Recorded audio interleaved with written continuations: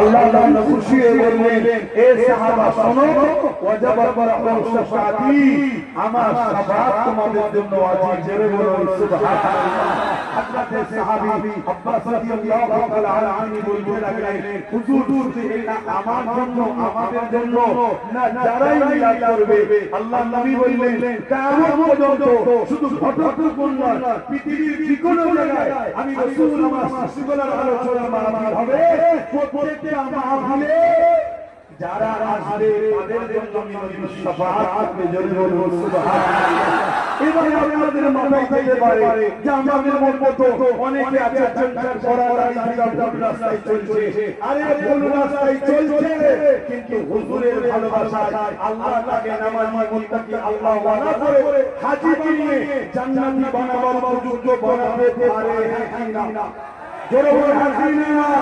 কেন আমরা ইতিহাসে দেখেছি বিশ্ববিখ্যাত সুফি ছিল হাবিব আদমি, তিনাকে আল্লাহ পরিবর্তন করে বিশ্ববিখ্যাত ওলি বানিয়ে দিয়েছে। জোরে বলুন সুবহানাল্লাহ।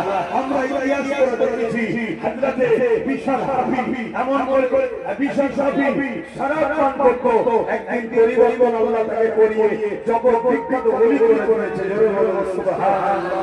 তো ভাইরা আমার, আমি জানি আপনাদের অনেক কষ্ট হতো, এই অবস্থায় কষ্ট হতো তো নাকি?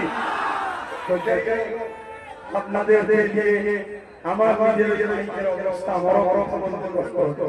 কথা বলে আসছে যার আজ হুজুরের মিলাদ আমরা এসেছি, আল্লাহ আমাদের আলোচনাকে, আমাদের মেহনতকে, আমাদের বসাকে, আমাদের মজলিসকে আল্লাহ কবুল করেন, সাজা হিসাবে দুনিয়া আখিরাতে আল্লাহ আমাদের শান্তি দেন। আল্লাহুম্মা আমিন। আসুন একটু হুজুরের ভালোবাসায় আদরের সাথে আমরা সালাম দেব। ইয়া নবী সালাম